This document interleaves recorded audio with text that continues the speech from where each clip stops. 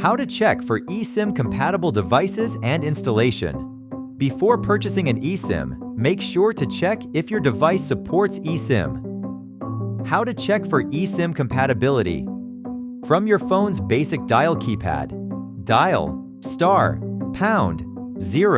6#. If you see the IMEI or a number starting with 89 EID number, then your device is eSIM compatible.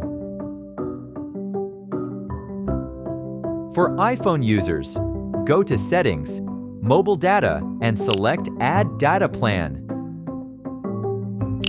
You can either scan the QR code or click Enter Details manually. If you are unable to scan, select Enter Details manually and manually input the information from your email to activate.